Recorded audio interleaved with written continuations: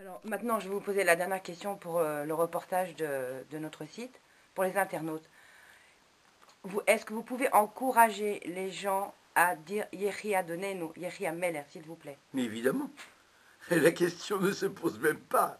Le rabbi en a parlé pendant une longue sikha, le 2 Nissan de l'année 5748, où il a dit effectivement que le fait de crier Yehi Ameler, ça hâtait la venue de Mashiach, ça hâtait le moment où tous se relèveront et où le roi Mashiach régnera. Donc je ne vois pas ce qu'il y a. Et crier Yehi non pas comme ça, de manière sauvage, mais de crier Yehi en concentrant sa pensée à l'adresse du chef de la génération.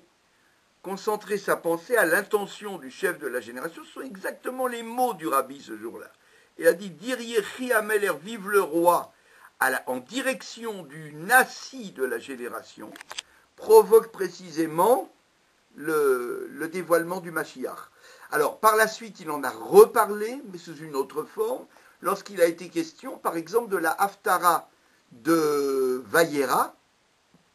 Dans la Haftara de Vayera, de la Haftara de Chaye Sarah, veuillez m'excuser, celle que nous avons lue il y a 2 semaines, il y a 2 Shabbats, où la reine Bathsheba, qui a été convaincue que le roi David voulait la maintenance de la dynastie après lui, puisqu'il a publié dans ses derniers jours, il était très faible, il était très malade, et il a proclamé devant tous ceux qui étaient présents, avec ses dernières forces, qu'il fallait que le roi, que Shlomo, son fils, règne après lui, assurant ainsi la poursuite de la royauté dans une direction tout à fait légitime et stable.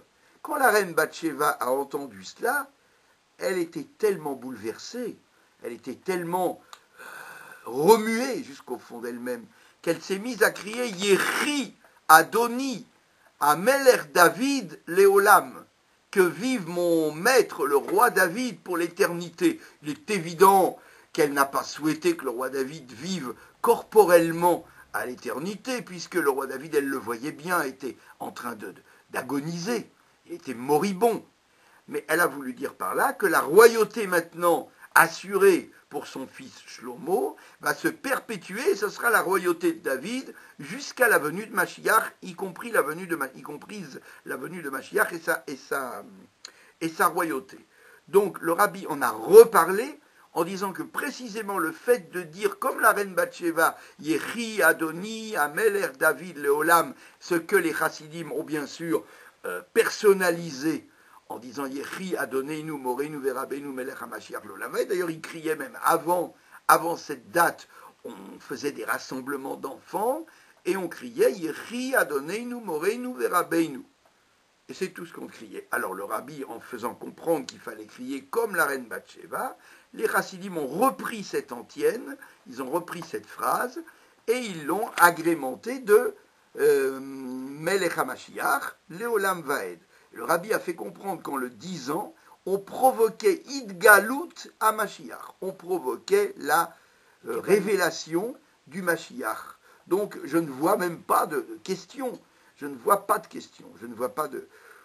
Le questionnement ne m'effleure même pas. Ouais. Vous êtes sûr de vous qu'il Je faut ne le suis pas sûr de clamer? moi, je suis sûr de ce que j'ai entendu du rabbi. Et alors, vous pouvez nous citer cette sikha où il en parle? Eh bien, c'est précisément dans la sikha De quelle année? Parasha Chaye Sarah. Vous vous rappelez? Je suppose que c'est dans l'année 5752. En tout cas, je vous remercie, Rav Pachter, d'avoir fait notre interview pour le site viveleroi710.com.